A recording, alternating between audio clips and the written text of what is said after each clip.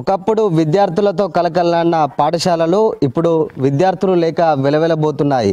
ఎన్నో విద్యాబుద్ధులు నేర్పించిన విద్యాలయాలు ప్రజెంట్ బోసిపోతున్నాయి. పెద్దపల్లి జిల్లాలో అధికారుల నిర్లక్ష్యమా లేక పాలకుల అలసత్వమా? ఇప్పటి వరకు జిల్లాలో ఎన్ని పాఠశాలలు మూతపడ్డాయి? మూతపడడానికి గల కారణాలేంటి? అవి మళ్ళీ రీఓపెన్ చేసే పరిస్థితి ఉందా? విద్యార్థులకు నాణ్యమైన విద్య అందుతుందా అనే విషయాలు ఈ గ్రౌండ్ రిపోర్ట్లో చూద్దాం.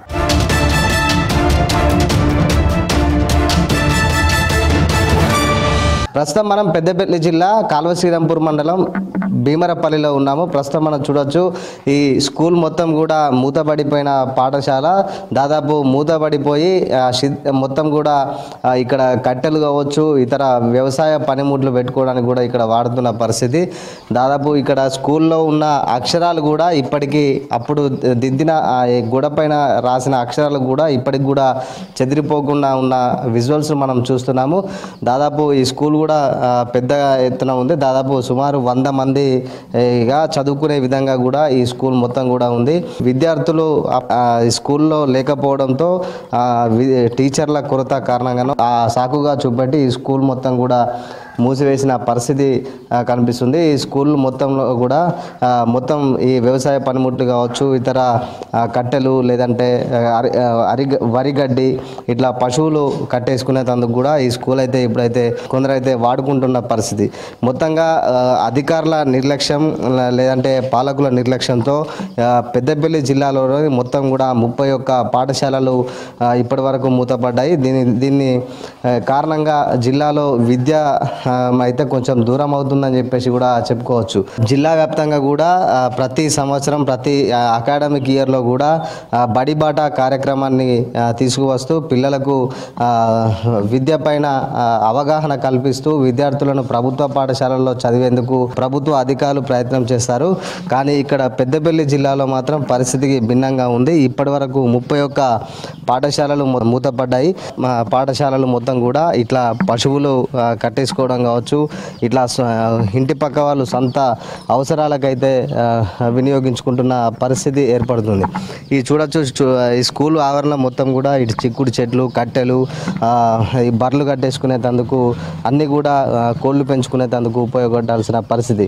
జాతీయ జెండా ఏదైతే స్కూల్ ముంగట ప్రతి 26 జనవరి 15 ఆగస్టు రోజు ఏదైతే ఎగరేస్తామో అట్లాంటి జెండా కూడా అప్పుడు ఆ కాలంలో పెద్ద ఎత్తున కట్టి ఇక్కడ నిర్మించారు.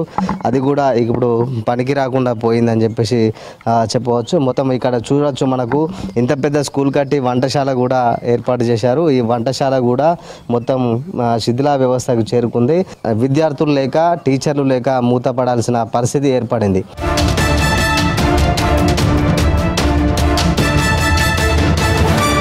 పెద్దపల్లి జిల్లాలో అసలు పాఠశాలలు ఎన్ని ఉన్నాయి, గత సంవత్సరం నుంచి ఇప్పటి వరకు ఎన్ని పాఠశాలలు మూతపడ్డాయనే వివరాలు తెలుసుకునేందుకు మనతో పాటు పెద్దపల్లి డిఈఓ గారు ఉన్నారు. ఒకసారి అడిగి తెలుసుకుందాం అసలు ఎడ్యుకేషన్కి సంబంధించిన పూర్తి వివరాలు ఎట్లా ఉన్నాయి. మేడం, ఇప్పటి వరకు ఎన్ని స్కూల్స్ మూతపడ్డాయి, అసలు మూతపడడానికి గల కారణాలు ఏంటి? మనకు దాదాపు పెద్దపల్లి డిస్టిక్లో 549 స్కూల్స్ ఉన్నాయండి, ప్రభుత్వ పాఠశాలలు యాజ్ ఆన్ టుడే. బట్ దాదాపు 2-3 ఇయర్స్ నుంచి కూడా ఎవ్రీ ఇయర్ కొన్ని స్కూల్స్ మనకు ఎన్రోల్మెంట్ లేకపోవడం వల్ల మూత పడుతూ ఉంటాయి. అటువంటి దాంట్లో మనం చూసుకున్నట్లయితే ఈ అకాడమిక్ ఇయర్ వరకు అకార్డింగ్ టు యూడెస్ ప్రకారంగా 31 స్కూల్స్ మూత పడిపోయినాయండి. ఎందుకంటే ఎన్రోల్మెంట్ లేకపోవడం ముఖ్య కారణము. గతంలో చూసుకున్నట్లయితే మనకు దాదాపు స్కూల్స్లలో ఎటువంటి మనకు ఫెసిలిటీస్ లేకపోవడం, మినిమం టాయిలెట్ కానివ్వండి, డ్రింకింగ్ వాటర్ కానివ్వండి, అటువంటి ప్రాబ్లమ్స్ వల్ల కొంతవరకు మూతపడ్డాయి. తర్వాత మనం లాస్ట్ ఇయర్లో మనం పెట్టినటువంటి ఏపీసీ వర్క్స్ ఇవన్నీ ఎంఓఎంబీలో కొన్ని స్కూల్స్ స్ట్రెంథెన్ చేయడము. ఇప్పుడు ఈరోజు చూసుకున్నట్లయితే ప్రతి పాఠశాలకు మినిమం ఫెసిలిటీస్ అనేవి కల్పించడం జరిగింది. అమ్మ ఆదర్శ పాఠశాలలో భాగంగా ప్రతి పాఠశాలకు మనము మినిమం రిక్వైర్మెంట్స్ అనేది కల్పించాం. డ్రింకింగ్ వాటర్ కానివ్వండి, టాయిలెట్ ఫెసిలిటీస్ కానివ్వండి, ఆ తర్వాత మినిమం రిపేర్లో ఉన్నటువంటి మేజర్ మైనర్ రిపేర్స్ అంటే కూలిపోయే స్టేజ్లో ఉన్నటువంటి వాటిని రిపేర్ చేసి కరెక్ట్ స్థాయిలో తీసుకురావడం, అటువంటి వాటి ద్వారా మరి చాలా మటుకు స్కూల్స్లో చూసుకున్నట్లయితే ఇప్పుడు ఆల్ ఫెసిలిటీస్ అవైలబుల్ ఉన్నాయండి. లెవెల్ డిఆర్పీస్ టీమ్స్ని ఒకటిని కాన్స్టిట్యూట్ చేసి వాళ్ళ ఆధ్వర్యంలో ప్రతి స్కూల్ కాంప్లెక్స్ హెచ్ఎంస్ ఖచ్చితంగా స్కూల్స్ విజిట్ చేసి అందులో మనము ఎఫ్ఎల్ఎన్ యొక్క నాణ్యంగా ఇంప్లిమెంట్ కావడానికి, FLN scheme field level implement కావడానికి కృషి చేస్తున్నామండి. ఇప్పుడు ప్రజెంట్ కూడా నెక్స్ట్ జూన్ లోపల ఈ సమ్మర్ కాగానే ఇమ్మీడియట్గా యాక్షన్ టేకప్ చేసుకుంటూ సమ్మర్లో కూడా ప్రతి నియర్ బై ప్రైమరీ టీచర్ కానివ్వండి, 6th అయిపోయిన తర్వాత 5th అయిన తర్వాత 6th లెవెల్లో హై స్కూల్ టీచర్స్ కానివ్వండి, వాళ్ళ లెవెల్లో మోటివేషన్ చేసుకుంటూ సరౌండింగ్ పిల్లలు ప్రైవేట్ వాళ్ళని కూడా మన దగ్గర పాఠశాలలో జాయిన్ చేయడానికి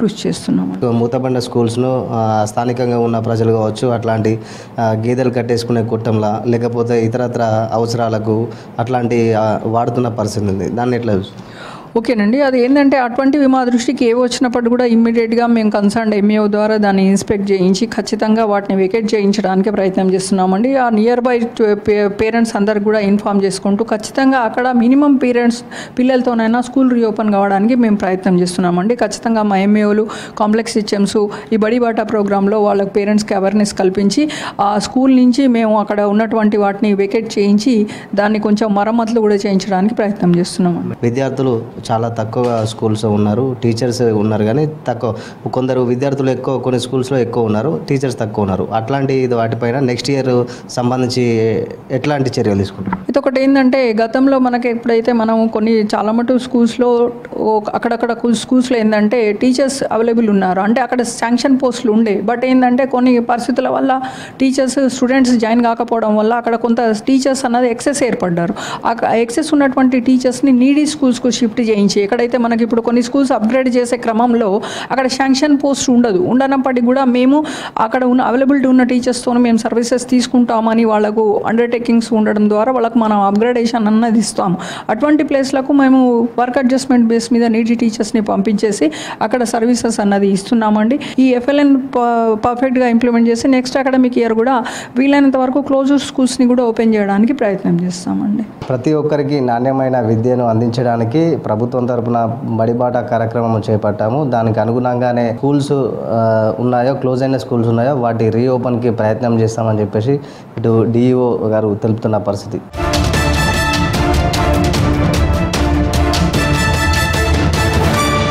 పెద్దపల్లి జిల్లాలో అసలు స్కూల్స్ ఎందుకు మూతపడుతున్నాయి అనే విషయాలు మనతో పాటు విద్యార్థి సంఘాల నాయకులు ఉన్నారు, ఒకసారి అడిగి తెలుసుకుందాం. పెద్దపల్లి జిల్లాలో గత కొన్ని రోజులుగా చూసుకున్నట్టయితే దాదాపు స్కూల్స్ 30 నుంచి 32 వరకు స్కూల్స్ మూతపడ్డాయి. ఎందుకు గల మూతపడడానికి కారణాలు ఏంది? ఇంతకుముందు మీకు ఎట్లా ఉంటుంది? చాలా ప్రధానంగా ప్రభుత్వ విద్యా నిర్లక్ష్యానికి గురవుతున్నాయంటే మొట్టమొదటి కారణం ప్రభుత్వ సంబంధించిన విద్యాశాఖ అధికారుల పూర్తిస్థాయి నిర్లక్ష్యం. ఎందుకంటే గత ప్రభుత్వంలో కేంద్ర రాష్ట్ర ప్రభుత్వాలు కలిపి గత బీఆర్ఎస్ బీజేపీ హయాంలో గతంలో దాదాపు 9,000 స్కూళ్ళు రేషనైజేషన్ పేరుతోని అప్పుడు మూసివేయబడ్డాయి. దానిలో భాగంగా పెద్దపల్లి జిల్లాలో కూడా 2-3 స్కూళ్ళు మూసేసే ప్రయత్నం చేస్తే మేము విద్యార్థి సంఘాలుగా అనేక ఉద్యమాలు పోరాటాలు చేసి ఇక్కడటువంటి 2-3 ప్రభుత్వ పాఠశాలను తెరిపించినటువంటి చరిత్ర కూడా ఈ విద్యార్థి సంఘాలుగా మాకున్నది. ప్రజలకు వెళ్ళి ప్రభుత్వ పాఠశాల యొక్క ఆవశ్యకత చెప్పినప్పుడు కూడా వాళ్ళు పట్టించుకుంటలేరు. అంటే కేవలం ప్రభుత్వ పాఠశాల యొక్క అంశమే. భవిష్యత్తులో కూడా ఇప్పుడు ఈ ప్రభుత్వం ఏదైతే మొన్న సీఎం రేవంత్ రెడ్డి గారు చెప్పినారో ప్రభుత్వం ఉన్నటువంటి ప్రతి అధికారి, కలెక్టర్ కావచ్చు, జాయింట్ కలెక్టర్ కావచ్చు, ఎమ్మెల్యే కావచ్చు, వీళ్ళందరూ కూడా ప్రతి ప్రభుత్వ పాఠశాలను, అదేవిధంగా ఆశ్రమ పాఠశాలను, గురుకులాలను సందర్శించి వారికి ప్రభుత్వ పాఠశాల యొక్క విలువలు కావచ్చు, వాటికి ఉన్నటువంటి ఆవశ్యకతను తెలిపి వాళ్ళు చైతన్యం తీసుకొచ్చి ప్రజల్లో కూడా పేరెంట్స్ మీటింగ్ పెట్టి ప్రజల్లో కూడా తల్లిదండ్రులకు కూడా మంచి ఆవశ్యకతను తెలియాలని చెప్పినటువంటి సందర్భం ఏదైతుందో అది కూడా పూర్తి స్థాయిలో ఇంప్లిమెంటేషన్ అయితే చేయగలిగితే ఖచ్చితంగా ప్రభుత్వ పాఠశాల కనుక మనం పునరుద్ధరించుకోవచ్చు. ప్రభుత్వ పాఠశాలలు వడ్లు పోసుకోవడానికి, ఈరోజు ఆ చేపలన్నీ పెట్టుకోవడానికి, అదేవిధంగా గుమ్ములో వేయాల్సినటువంటి అనేక కందులు ఇలాంటివి వాడుకోవడానికి, దొడ్లలో మేకలను కట్టేయడానికి, పశువులను కట్టేయడానికి, గడ్డి వేసుకోవడానికి, వానాకాలం కట్టెలు దడతాయని చెప్పేసి వేసుకోవడానికి ఈరోజు దర్శనం ఇస్తూ ఉన్నాయి. కొన్ని సందర్భాలను చూస్తే నిజంగా కూడా ఈరోజు కూడా మనసు తరుక్కపోతుంది. ఇక్కడ గ్రామస్తులు ఉన్నారు, వారిని అడిగి తెలుసుకుందాం. ఇప్పుడున్న స్కూల్ కూడా మూసివేసి చాలా సంవత్సరాలు అవుతుంది. అసలు మీ ఊళ్ళో ఇంతకుముందు స్కూల్ ఉండేది, ఇప్పుడు లేదు ఎందుకు? అప్పుడు అంతకుముందు కళాకాల మంచిగా ఉండే చదువు ఇక్కడ మంచిగా చెప్పే సార్లు ఇప్పుడు వేరే కాడ పోతారు పిల్లలు బండ్ల మీద బస్ ఆటోల మీద తీసుకుపోతారు. ఇక్కడ మాకు మూతపడ్డట్టున్నది. ఇక్కడ మాకు కావాలి, ఖచ్చితంగా కావాలి, స్కూల్ నడవాలని కోరుకుంటున్నాం. ఇక్కడ స్కూల్ కూడా మంచి పెద్దగా ఉంది, విశాలంగా ప్లేస్ ఉంది, మంచిగా ఇప్పుడు మళ్ళీ రీఓపెన్ చేస్తే కూడా మంచిగా చేస్తారా మరి? వస్తారు, కంపల్సరీ వస్తారు. ఇక మాది భీమారపల్లె ఆశన్నపల్లె గ్రామ పంచాయతీ. మాకు టీచర్ సార్ లేక మా పిల్లలు ఇబ్బందిగా ఉండి మాకు ఆశన్నపల్లెకు పోతారు. వానకాలం వస్తే మాకు ఇబ్బంది అవుతుంది. తల్లులు పోయి తీసుకుపోయి పడగొట్టి తీసుకొచ్చడం జరుగుతుంది. మాకు మాకు మాకు సార్ వచ్చి మా బల్లె మాకు చెప్తే మా పిల్లలు దగ్గర ఉండి మా బడి చాలు చేస్తే బాగుంటుంది అనేది మా ఆలోచన. ఖరాబ్ అవుతుందా మరి? ఎట్లుంటాయి ఇక ఖరాబ్ అవుతుందంటే ఇక మాకు పట్టించుకునే దాతలు లేక ఇక గత 3-4 సంవత్సరాల నుంచి వెళ్ళి ఇట్లనే ఉంటుంది. ఇక ఇప్పుడు తల్లులు ఏమో పని పోయి వచ్చి ఏం చేస్తారు, ఆశనపల్లెకి పోతారు. ఆ చెట్లకు ఆ పిల్లలు వస్తే ఆ కుక్కలకి ఇట్లా ఎంబడిపడి ఇబ్బంది అవుతుంది. ఆడ తక్కువ ఉన్నారన్న ఆలోచనతో ఇక్కడి నుంచి వెళ్ళి అక్కడికి చేరుతారు పిల్లలు. అక్కడికే రమ్మని అక్కడనే చెప్తాం. బడి పెద్దదే, చాలా పెద్దదే. ఇది అప్పుడు గతంలో కాంగ్రెస్ ప్రభుత్వం ఉన్నప్పుడు గీట్ల ముఖేందర్ రెడ్డి ఎమ్మెల్యే ఉన్నప్పుడు కట్టించిండు. అప్పుడు ఇప్పుడు మీ ఊర్లో స్కూల్ మొత్తం కూడా మూతపడేది, గతంలో ఎట్లుంటే ఇప్పుడు ఎట్లుంటుంది? గతంలో మంచిగా ఉండే, ఇప్పుడు మూతపడ్డది. పిల్లలు చూస్తా ఎవరు వస్తలేరు. ఎంతమంది అవుతారు ఇప్పుడు మామూలుగా చదువుకునే పిల్లలు? ఎంత? దాదాపు ఒక 40 మంది అవుతారు. ఇప్పుడు ప్రైవేట్ పాఠశాలలు ఎట్లున్నాయంటే ఫీజులు ఎక్కువ ఉన్నాయి. ఈ నుంచి మళ్ళీ తీసుకుపోవాలన్నా కూడా ట్యాక్స్ ఛార్జెస్ అవుతుంది. ఎట్లా ఉన్నది? ఇక గవర్నమెంట్ స్కూల్ అయితేనే మంచిగా ఉంటుంది మాకు. ప్రైవేట్ స్కూళ్ళల్లో బాగా పైసలు తీసుకుంటారు కాబట్టి గవర్నమెంట్ స్కూల్కు పంపిస్తారు పిల్లలని. ఇప్పటికే మూతపడ్డ పాఠశాలలు విద్యార్థుల సంఖ్య పెంచి రీఓపెన్ చేయాలని చెప్పేసి ఇక్కడ స్థానికులు అయితే చెప్తున్నారు. ఇప్పటికైనా జిల్లా విద్యాశాఖ అధికారులు కావచ్చు, జిల్లా కలెక్టర్ స్పందించి ఏవైతే మూతపడ్డ పాఠశాలలు ఉన్నాయో అవన్నీ కూడా తెరిపించేలా ప్రయత్నాలు చేయాలని చెప్పేసి ఇక్కడ తల్లిదండ్రులు కావచ్చు, ఇక్కడ గ్రామస్తులు అయితే తెలుపుతున్న పరిస్థితి.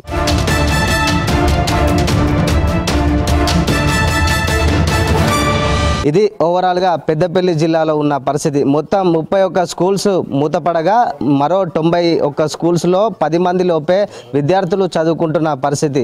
రానున్న నెక్స్ట్ అకాడమిక్ ఇయర్లో కూడా పాఠశాలలు మూసివేయకుండా ఉన్న వాటినే కొనసాగించేలా, మూసివేసిన పాఠశాలను రీఓపెన్ చేసే విధంగా ఇటు అధికారులు కావచ్చు, జిల్లా కలెక్టర్ గారు కావచ్చు సమీక్షించి చర్యలు తీసుకొని ఖచ్చితంగా పాఠశాలలు పునఃప్రారంభిస్తే మా విద్యార్థులకు మంచి విద్య అందుతుందని చెప్పేసి ఇక్కడ స్థానిక విద్యార్థి తల్లిదండ్రులు కావచ్చు, గ్రామస్తులు కావచ్చు తెలుపుతున్న పరిస్థితి. కెమెరా పర్సన్ రవితో సాగర్, V6 న్యూస్, పెద్దపల్లి జిల్లా కాల్వ శ్రీరాంపూర్ నుంచి.